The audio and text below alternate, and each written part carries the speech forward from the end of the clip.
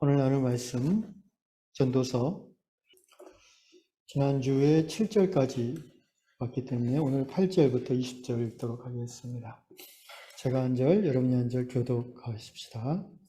전도서 5장 8절로 20절입니다. 너는 어느 지방에서든지 빈민을 학대하는 것과 정의와 공의를 짓밟는 것을 볼지라도 그것을 이상히 여기지 말라. 높은 자는 더 높은 자가 감찰하고 또 그들보다 더 높은 자들도 있음이니라. 땅의 소산물은 모든 사람을 위하여 있나니 왕도 밭의 소산을 받느니라. 은을 사랑하는 자는 은으로 만족하지 못하고 풍요를 사랑하는 자는 소득으로 만족하지 아니하나니 이것도 헛되도다. 세상이 많아지면 먹는 자들도 많아지나니 그 소유주들은 눈으로 보는 것 외에 무엇이 유익하랴. 노동자는 먹는 것이 많든지 적든지 잠을 달게 자거니와 부자는 그 부유함 때문에 자지 못하느니라. 내가 해 아래에서 큰 배단되는 일이 있는 것을 보았나니 그 소유주가 재물을 자기에게 해가 되도록 소유하는 것이라.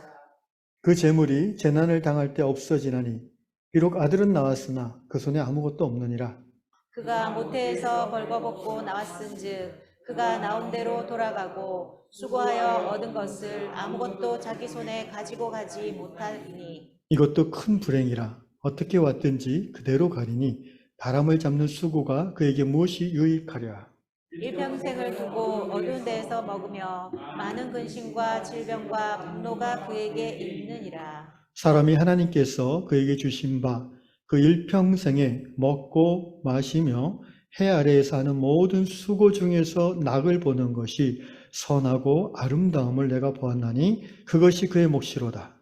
또한 어떤 사람에게든지 하나님이 재물과 부요를 그에게 주사 능히 누리게 하시며 제 몫을 받아 수고함으로 즐거워하게 하신 것은 하나님의 선물이라. 다 같이 그는 자기의 생명의 날을 깊이 생각하지 아니하리니 이는 하나님이 그의 마음에 기뻐하는 것으로 응답하심이니라. 아멘. 네, 8절 9절 말씀부터 풀어보겠습니다. 너는 어느 지방에서든지 빈민 학대, 정의와 공의가 짓밟는 것 그걸 보더라도 이상히 여기지 말라. 이 말은 그러한 정의와 공의가 훼손되어지는 것과 상관없이 네 즐거운 삶을 살라라는 말이 아닙니다. 그렇게 오해하시면 안 되고 성경 전체 흐름에서 봤을 때 이 정의와 공의, 미슈파트 앤 제다크죠. 사법적 정의와 긍휼에 근거한 하나님의 의가 하나님을 경외하는 백성들이 살고 있는 사회 속에서 실천되어지는 것이 신구약 성경이 일관되게 주장하는 하나님의 뜻입니다. 그런데 이 전도서의 기자의 관점은 지금 1장부터 계속해서 해 아래 모든 것이 헛되다라는 그 전제를 깔면서 강조하는 것은 뭐냐면은 헛되니까 명예나 재물이나 쾌락이나 심지어 지혜, 지식 그것도 인간의 한계성이 분명히 있다. 그러니까 거기에 얽매이지 말라라는 것을 계속 강조하고 있어요. 여기서도 같은 맥락입니다. 빈민이 학대당하고 하나님의 공의와 긍휼의 의가 짓밟히는 그런 세상. 사실 돌아보면 인간이 아담이 죄를 범한 이후로 모든 인간 사회는 항상 이런 일이 있어 왔습니다. 그렇지 않습니까?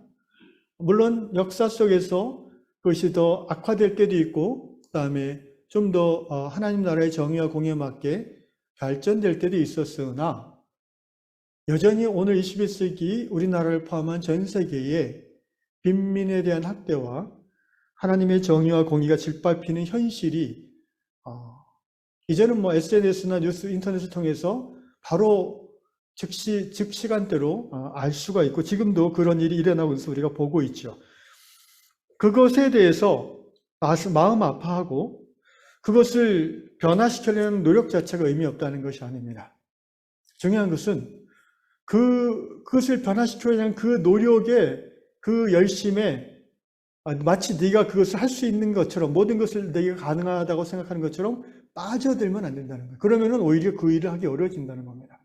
이런 유명한 말이 있죠. 정치하는 사람들이 하는 말인데, 괴물을 잡고자 하되 괴물이 되면 안 된다.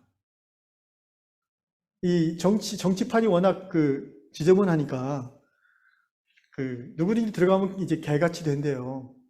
처음에는 고고하게 하다가 막 여기 물어뜯기고 저리 사기당하고 이러면은 자기도 이제 막 자기 생존하기 위해서 소위 니전 투구죠. 진흙탕에 개싸움을 하게 되는데, 그러다 보면 자기도 모르게 처음에는 정의로운 마음으로 내가 이 나라를 새롭게 바꾸겠다, 바로잡겠다는 마음으로 시작했는데 결국은 그들과 똑같은 괴물이 되어 있는 자기 자신을 볼 수밖에 없다는 거죠. 그러니까 괴물을 잡으려는 마음은 하나님 주신 마음이에요. 근데 거기에 너무 몰두해 버리면 그것 때문에 인생의 즐거움이 없이 고통과 고뇌와 범민만 생기면 어느 순간 너도 괴물이 되어질 거라는 거예요. 이 전도서가 말하는 지혜는 바로 그겁니다. 이 해 아래 모든 것이 헛되다. 결국은 인간은 유한한 존재다. 그러니까 그것을 열심히 행하되 거기에 얽매여서 네 삶 자체가 곰핍해지면 안 된다는 거죠. 그러면 오히려 그 일을 못하게 된다는 것입니다. 저는 그런 지혜를 이 본문에서 발견합니다. 그리고 현실적으로 높은 자는 더 높은 자가 감찰하고, 우리나라만 해도 여러 가지 공의와 정의가 훼손되는 부분도 있지만 그래도 전체적으로는 어느 정도 이렇게 법이 있고 그 법을 집행하는 위임받은 권력자들이 있어서 치리를 받잖아요. 좀 최고 권력자가 잘못하면 어떻게 하는가? 우리는 그걸 참 많이 답답해 하는데 그것 때문에 네 인생이 너무 또 불행해지면 안 된다는 거예요. 왜? 그 인간이 세운 최고 권력자, 선출된 최고 권력 위에 계시는 최고의 권력자가 계시다는 거예요. 아멘? 그분이 하실 거라는 거예요. 그래서 성경은 신구약 통틀어 이런 말씀을 합니다. 원수 갚는 것이 하나님께 있다. 네 스스로 원수를 갚으려고 하지 마라. 그러면은 그 복수의 노예가 되어버린다는 거죠. 9절 말씀, 땅의 소산물은 모든 사람을 위하여 있나니 왕도 밭의 소산을 받느니라. 결국 왕, 그 당시의 최고의 권력자인 그도 결국은 하루 세끼 먹고 사는 사람이에요. 그리고 그가 먹는 음식은 그가 재배하지 않고 백성들이 재배하는 거예요. 결국 아무리 높은 권력의 자리에 있다 할지라도 백성을 무시하는 권력자는 하나님의 심판을 받는다. 저는 이 말씀에서 그런 깨달음을 얻습니다. 10절로 넘어가겠습니다. 자, 여기서부터는 이제 재물, 부요, 존귀함 이것의 헛됨을 강조하고 있습니다.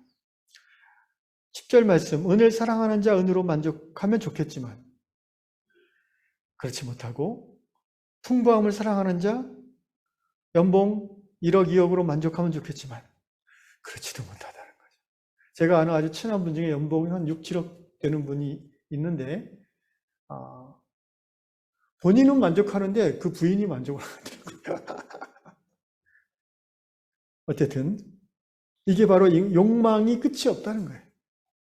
욕망이라는 이름의 전차는 쉬지를 않아요. 계속 달려요. 언제 쉬어요? 낭떠러지에 떨어졌을 때 쉬게 된다는 거예요. 은이나 금이나 돈 이런 거 있잖아요. 물건 이런 거는 여기 보니까 풍요를 사랑하는 자 그랬는데 사실 이런 것들은 사랑할 건 못 되잖아요. 여러분 돈은 사랑할 게 못 돼요. 그죠? 이용할 거죠. 자동차나 뭐 빌딩이나 이런 것들도 우리가 사랑해서는 불행해져요. 그거를 사용해야지 사랑해서는 안 돼요. 근데 사람들은 어리석게도 사랑할 거를 자꾸 이용하려고 그러고 이용함으로 만족해야 될 거를 사랑해버려요. 예를 들어서 사람은 이용하면 안 되죠. 사람은 사랑해야죠. 근데 사람은 사랑하지 않고 자꾸 이용하려고 그래요. 돈은 이용해야 되는데 지혜롭게 돈을 사랑해. 디모데후서에서 말씀하신 돈을 사랑하는 게 뭐예요? 일만 악의 뿌리라고 해요. 엄청난 말이죠. 사람들은 욕망의 한계를 제어하기가 쉽지 않습니다. 그래서 우리 안에 자기가 욕망하는 것보다 한참 더 어떤 근원적인 욕망을 채움받을 수 있는 것을 갖고 있어야 돼요. 저는 그게 하나님이라고 생각합니다. 인간의 모든 그 욕망이라는 건 사실 이게 공허함이잖아요. 여러분 곰곰이 생각해 보시면 어떤 쾌락, 그다음에 어떤 뭐 물질, 명예, 지위, 사실 이것들이 죄송합니다. 이것들이 그 순간에는 우리를 만족시켜 주는 것 같으나, 결핍됨을 충족시켜 주는 것 같으나 그 충족이, 그 만족이 지속되지 않는 특징이 있어요. 예를 들어서 자동차를 제가 7년 전에 새 차를 하나님의 은혜로 받았는데 한 3년까지는 만족이 있었어요. 근데 4년, 5년 되니까 슬슬 뭔가 다른 차가 자꾸 눈에 들어오고, 지금 7년에 한 15만 킬로 뗐는데 자꾸 운전하기가 가끔 싫어질 때가 있고, 이게 인간이에요. 욕망은 끝이 없다. 욕망은 만족함이 없어요. 그래서 그런 말이 있죠. 사람이 두 가지 이제 욕망이 있는데, 하나는 남이 누리는 거는 나도 어떻게 해야 돼? 누려봐야 직성이 풀려. 남들이 1년에 한번 해외여행 가면은 괜히 안 가면은 내가 괜히 모자른 사람 같고 부족한 사람 같고. 근데 사실 1년에 한번 해외여행 가봤자 뭐 그때뿐이지 사실, 그죠? 근데 남이 하는 거는 꼭 해보고 싶어. 이런 욕망이 있어요, 누구나. 그리고 또 다른 욕망이 있어요. 무슨 욕망이냐면은 남하고 똑같은 건 또 못하겠어. 특별한 걸 해야 돼. 그래서 무슨 뭐 6천만 원짜리 다이아 목걸이도 메고, 다이아인지 메고 다니기도 하고, 빌렸는지 뭐 샀는지 어쨌든 뭐 하여튼 뭐도 하고. 솔직히 우리가 손가락에 왜 몇천만 원짜리를 끼고 다닐 필요가 있어요. 근데 그런 특별하지 않으면은 자기가 가치가 없다는 그 공허함 때문에 자꾸 그런 거를 탐하는 거예요. 물방울 다이아를 탐하고 뭐 명품을 탐하고, 그게 다 욕망이에요, 욕망. 그래서 이 카피에 광고하는 사람들이 자주 쓰는 문구가 뭔지 아세요? 그러니까 당신이 이걸 구매하면 당신은 특별한 사람이 될 수 있다. 이런 뉘앙스의 카피 문구를 계속 만들어내요. 당신은 특별하니까. You are special. 뭐 이런 거 있잖아요. 그게 인간의 기본적인 그 욕망을 이렇게 탁 이렇게 건드려주는 그런 카피 문구들이에요. 근데 문제는 그것이 아무리 특별한 것을 해봐도 그때뿐이라는 거죠. 그래서 욕망은 절제라는 장치가 딱 달려있지 않으면 인간을 불행하게 만든다는 것입니다. 저는 한국교회에 특별히 이 욕망의 영혼을 팔아먹은 목회자들이 꽤 있다고 생각해서 마음이 아픕니다. 그건 제가 직접 옆에서 봤던, 이거 밖으로 나가죠? 그런 교회가 있었어요. 있는데, 어쨌든, 저는 그때 처음 책에서만 읽었던 예수 팔아 부자 되는 게 저런 거구나라는 걸 깨달았어요. 예수 팔아 부자 되는. 교세도 그렇게 크지 않은데, 뭐 어쨌든. 그래서 참, 제가 그때 좀 힘들었죠. 거기 있으면서. 근데 기독교뿐 아니에요. 종교인들 중에 이런 자기가 믿는 신을 정말 믿는 게 아니죠. 그러니까. 신을 팔아서 자기의 욕망을 채우는. 그러니까 우리가 하나님을 사랑하고, 그죠? 물건이나 물질은 이용해야 되는데, 하나님을 말로는 사랑한다고 하면서 하나님을 이용해서 자기의 욕망을 채우려는 그런 욕구를 갖게 돼요. 여러분 뭐 목사님들 뿐인가요? 여러분도 잘 생각해 보세요.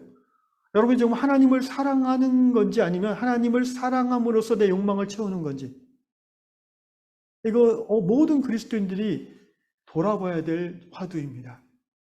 왜냐하면 이 주제에서 완벽하게 자유로울 수 있는 인간은 없기 때문에 그래요. 그 얻고자 하는 욕망이 어떤 영적인 욕망이라 할지라도 말입니다. 목사님들보다 더한 사람들이 이제 스님들이 있더라고요. 제가 한 10여 년 전에 무슨 텔레비전에서 봤는데, 그 조그만 경상도 어디 그 암자의 주지승인데 결혼도 했어요. 무슨 교단인지 모르겠는데, 근데 자기 1년 연봉이 17억이래, 그 당시 돈으로. 무슨 연봉이 그렇게 많아요? 누가 줘요? 그랬더니, 우리 절에 실제하는 돈 다 내 거지? 대놓고 당당하게. 그래갖고 제가 그거 보면서 그때 저는 월급 150만 원 받고 개척기 하고 있었는데, 이야, 제주도 좋네. 그런 생각이 들었어요. 어쨌든, 대부분의 사이비 교주들 엄청난 부자들이에요. 저기 신모도 그렇고, 하나님의 모도 그렇고, 하여튼 엄청난 부자들입니다. 오늘 제가 잠깐 봤던 돌라모마라는 그런 또 무슨 이단이 있어요. 거기는 수천 명의 추종자들이 있는데 부자인 건 말할 것도 없고 그냥 완전히 모든 걸 다 누리더라고요. 신도들을 완전히 세뇌시켜가지고 그 안에 있는 모든 여성을 자기 것으로 만들더라고요. 그러니까 이게 원래 그 귀신 들린 이단들이 늘 쓰는 수법이에요. 문모도 옛날에 그랬고, 통일교, 모도 그랬고, 하여튼 대부분 다 그래요.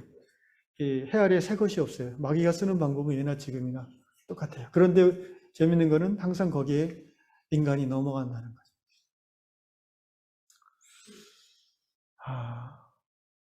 그래서 이 하나님을 사랑한다고 하면서 하나님을 이용하는 사람들일수록 처음 시작은 하나님을 경외하고 하나님과의 친밀함으로 하나님의 능력과 역사를 드러냈을지 몰라도 제가 보니까 점점 하나님을 이용해 가는 것이 깊어질수록 하나님과의 친밀함은 줄어들고 멀어지고 종교적인 권위의식만 강해지더라고요.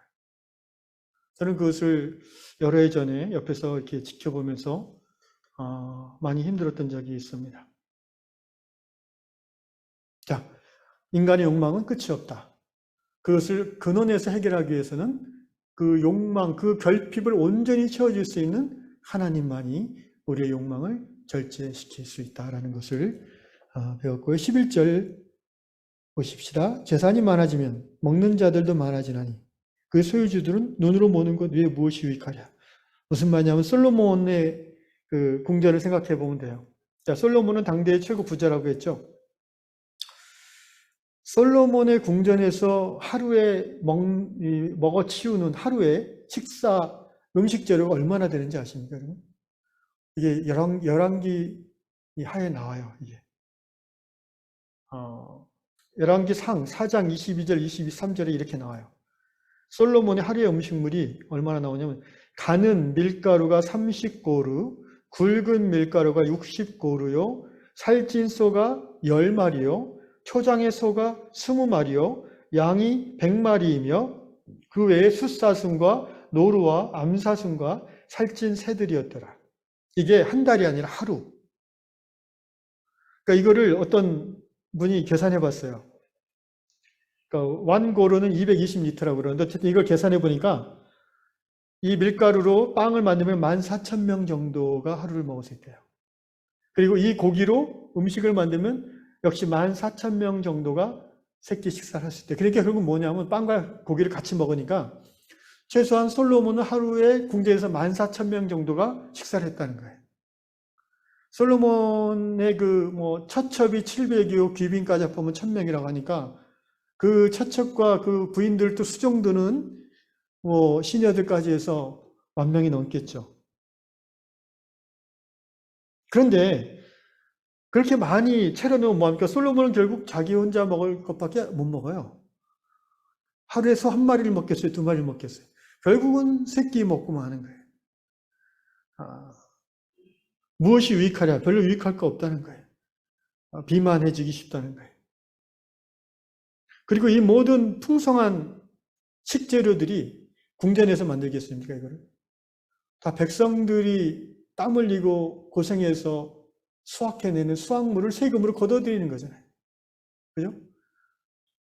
그러니까 이 전도서 기자는 솔로몬 자신이 이렇게 뿌듯해하긴 하겠지만 그거 외에 큰 유익이 없다, 그런 거. 이렇게 얘기하고 있는 겁니다.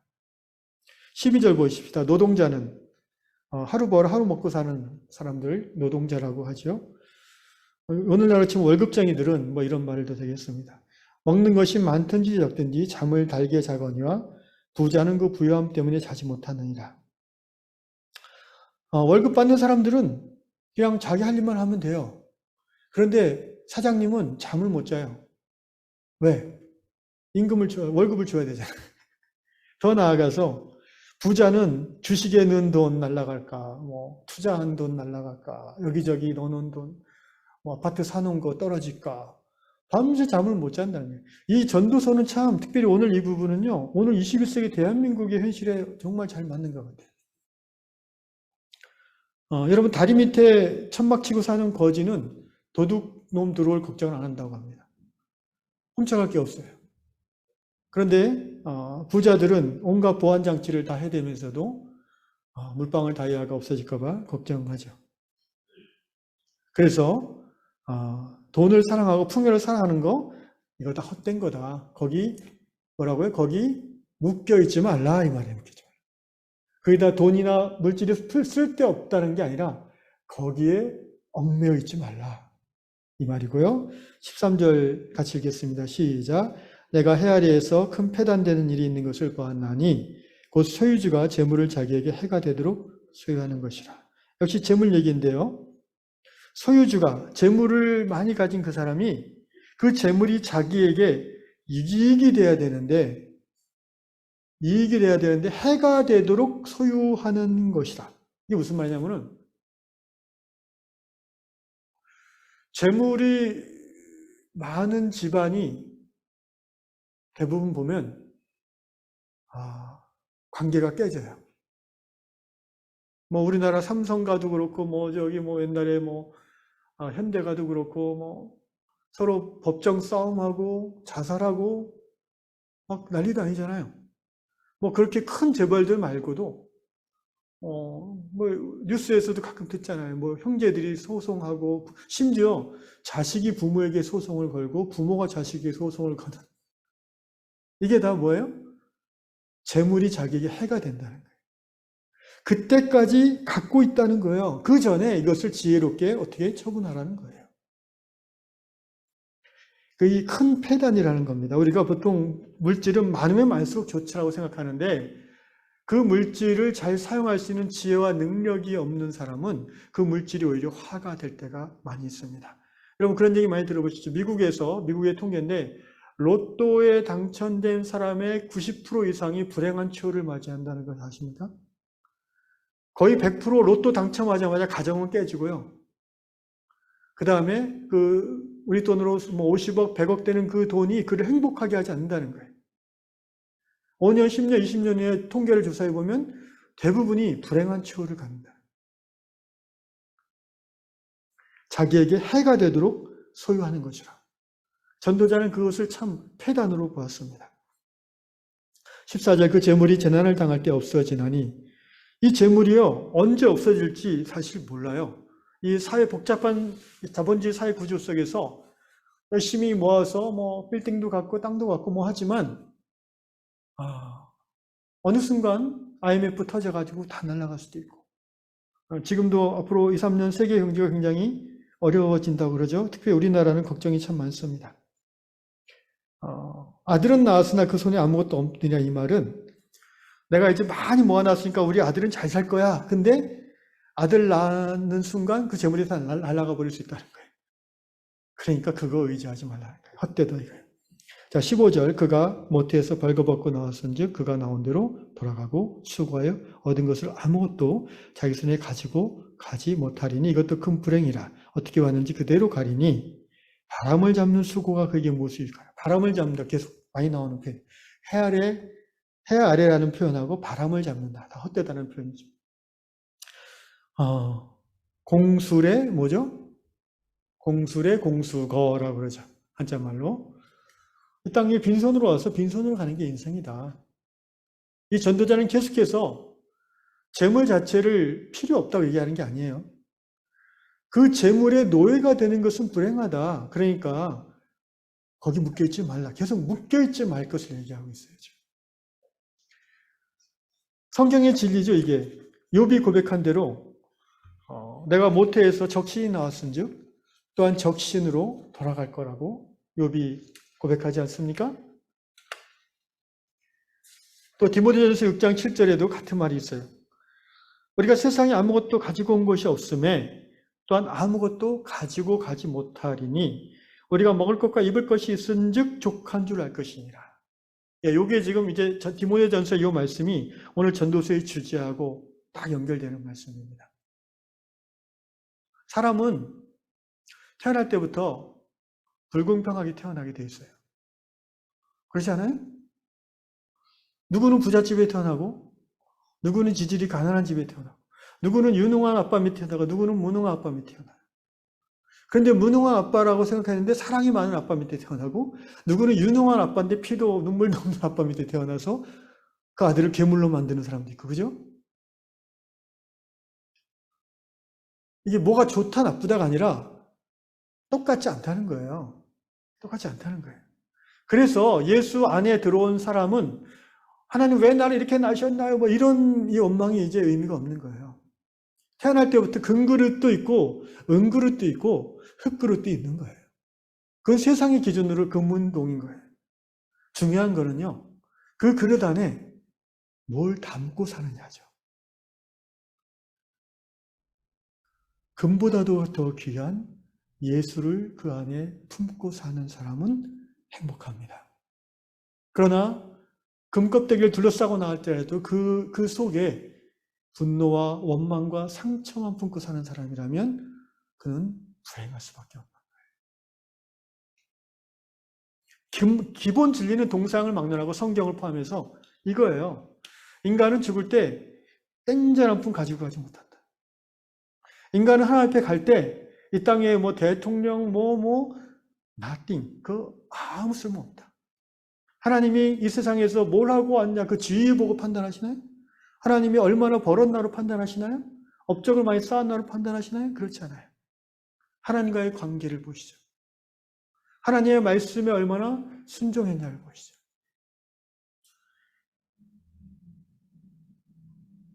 어떻게 왔든지 16절 그대로 갈 거다. 부잣집에 태어났지만 죽을 때도 여전히 금으로 된 수의 입고 죽겠죠. 가난한 사람은 수의조차 없이 그냥 흙에 묻히겠고, 그러나 하나님 앞에 갈 때 그 모습은 똑같다는 거죠. 그러니까 거기 묶이지 말라 이 말입니다. 자, 17절 일평생을 어두운 데서 먹으며 많은 근심과 질병과 분노가 그에게 있느니라. 자, 이 부유한 자가 일평생을 어두운 데서 먹는데요. 이 말씀이 어떤 의미일까 이제 곰곰이 좀 찾아보고 연구해 봤는데 두 가지 정도 의미가 있는 것 같아요. 어떤 목사님 이렇게 해석하시더라고요. 어두운 데서 먹는다는 것은 하도 바빠서 먹을 시간이 없대, 이 사람은. 일하느라고, 돈 모으느라고. 그래가지고 밥도 차 안에서, 기사가 모는 차에서 뒤에서 막 먹고, 그러니까 엄청 돈을 모으고 열심히 일하는데 자기를 위해서 돈을 쓸지도 모르고 어디 무슨 맛집 있는 것도 몰라요. 그냥 모으고 그냥 일하는 거예요.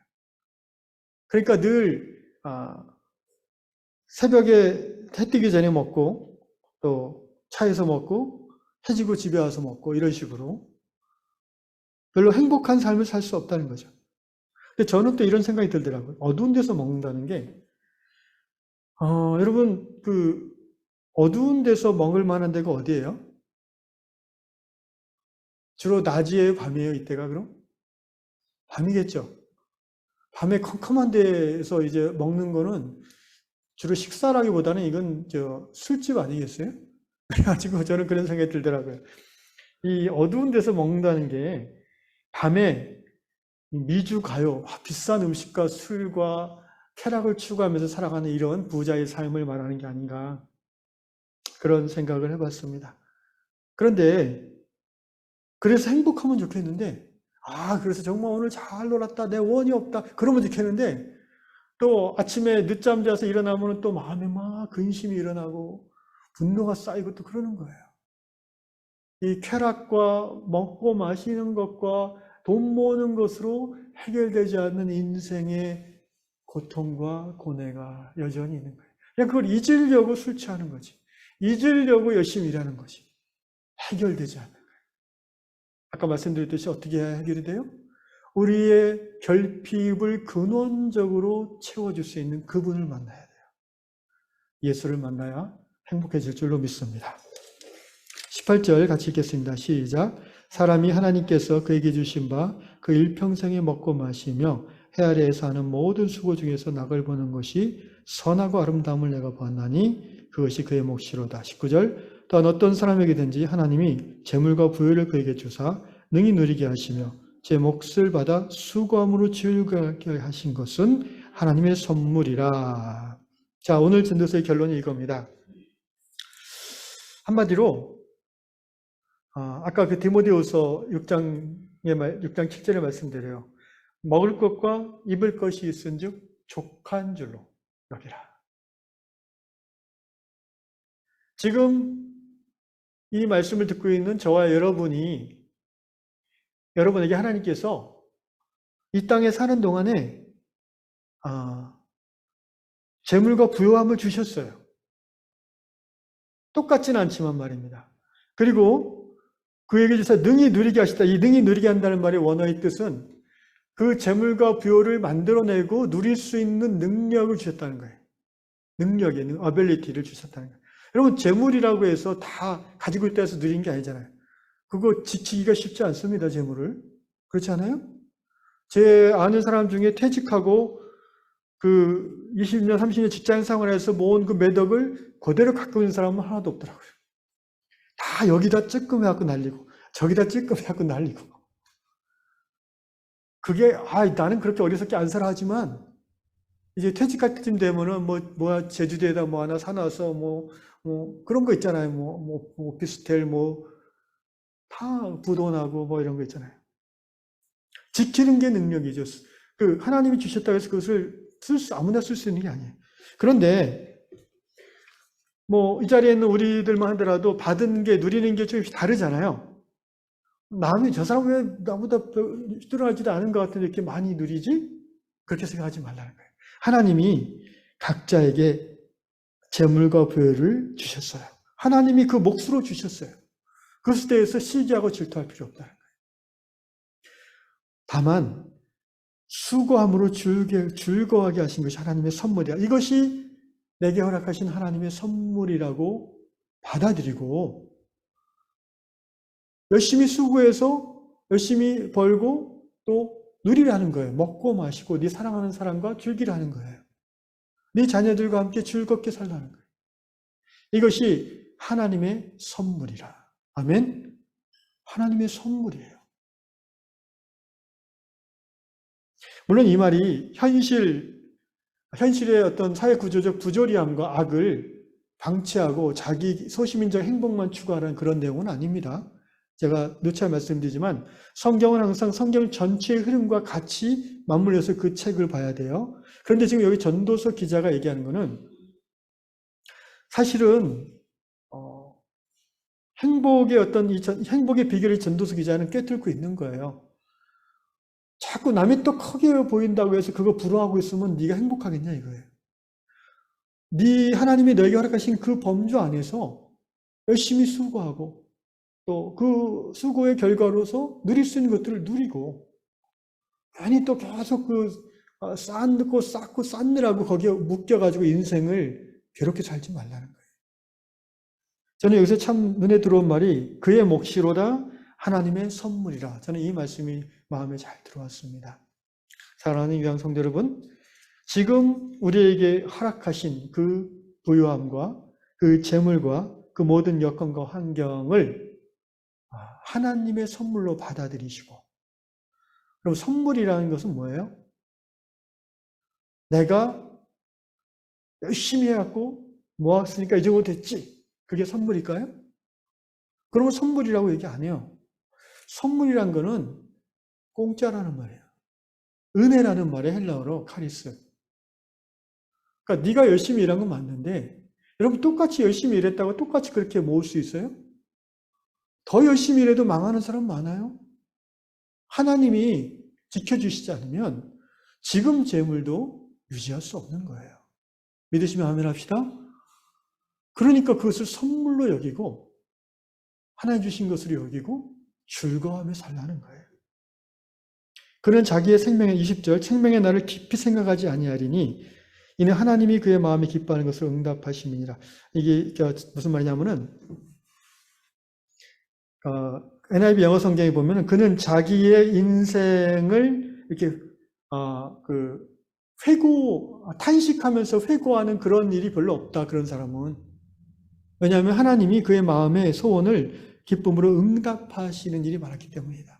그러니까 이미 하나님 안에서 자기가 받고 누리는 것들에 대해서 감사함으로 그렇게 믿음으로 긍정으로 살아가는 사람은 똑같은 힘든 인생을 살아왔다 할지라도 뭐 과거의 어떤 그 원한이나 슬픔이나 맺힘이 별로 없다는 거예요. 그런 사람. 이게 행복한 인생 아니겠습니까? 가장 불행한 현재가 뭐냐면 과거의 상처에 얽매여서 현재를 우울하게 살아가는 게 가장 불행한 거예요. 또 하나 불행한 게 뭐냐면은 미래에 닥칠 것에 대한 두려움 때문에 현재를 망치는 거예요. 이게 아주 어리석기도 하고 가장 비참한 것입니다. 여러분 그 말 아십니까? 앞으로 다가올 것에 대한 두려움 중에 90%는 일어나지 않는데요.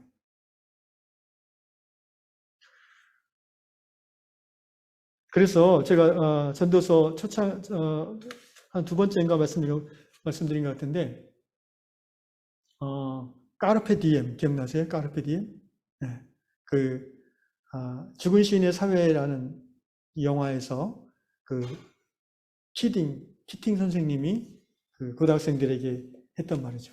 까르페 어떤 로마 시인의 식구에 나온 말이잖아요. 라틴어로 까르페 디엠. catch the day죠. 그 날을 잡아라. 오늘을 잡으라는 거죠. 과거에 발목 잡혀서 한숨 쉬고 있지 말고 미래에 닥치지도 않은 것을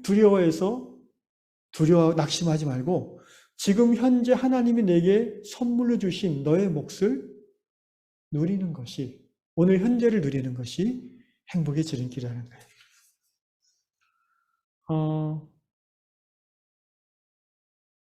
어떤 목사님이 이 부분에 대해서 이렇게 설교하시더라고요. 인생이 정말 그 전쟁터예요, 그죠? 우리 황 장로님 기도할 때마다 그런 표현 쓰시죠. 전쟁터 같은 일상을 굉장히 바쁘게 사시나 봐요. 전쟁터는 어떤데요? 막 총알이 날아다니잖아요. 이 자본주의 사회에서 전쟁터는 돈의 유혹이 막 사기치고자 하는 그런 막 사람들의 속삭임이 또 이 자본주의 속에서 욕망이 극대화되는 사회잖아요. 막 욕망의 총알이 나를 핑핑 지나가는 거예요. 여기서 우리가 크리스찬이 행복하게 살려면 어떻게 해야 되는가? 여기다가 참호를 파라는 거야. 그래서 이 참호 안에 들어가서 날아다니는 그 유혹의 욕망의 총알을 피할 쉘터, 일종의 쉘터라고 할 수 있죠. 쉼터. 이 쉼터에 해당되는 게 우리에게는 뭐죠? 가정이고요. 또 신앙 공동체, 교회죠. 이 안에서만은 자본주의가 주는 욕망을 최소화하는 삶의 구조를 만들어갈 필요가 있는 거예요. 이게 이제 예수를 따르는 제자의 삶에서만 가능한 거예요. 왜냐하면 예수님이 그렇게 사셨으니까. 그래서 가정에서 우리가 삶이라는 것은 보통 삶을 표현하면 식이주락으로 표현하잖아요. 먹고 입고 사는 집고 그다음에 노는 거 이게 식이주락이잖아요. 우리가 욕망이 포로가 될 수밖에 없는 것은 이 자본주의 현대사회 속에서 이 식이주락을 이루는 그 프로세스가 자본에 종속되어 있어서 그래요. 쉽게 말하면 여러분 밥 한 끼 주부로서 차리려면 마트에 가서 또는 쿠팡에 주문해서 소고기가 오잖아요. 근데 그 소고기는 어디서 만든 거예요?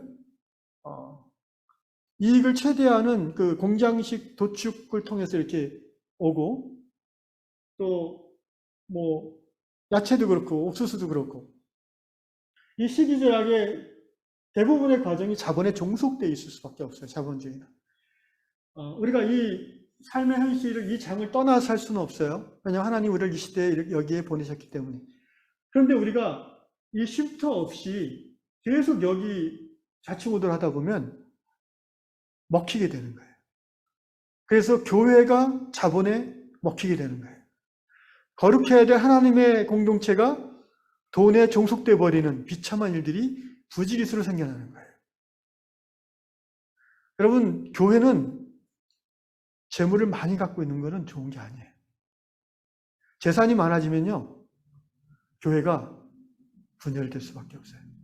그리고 교회가 부패해지기 쉬워요. 제가 생각하는 교회는 재물이 들어오는 대로 하나님의 나라를 위해서 내보내는 곳이어야 돼요.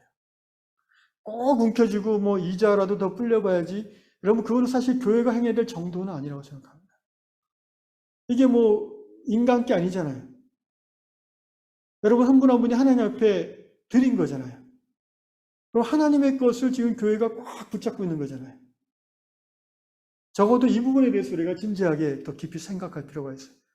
이걸 어떻게 빨리 하나님 나라를 위해서 우리가 사용해야 될지.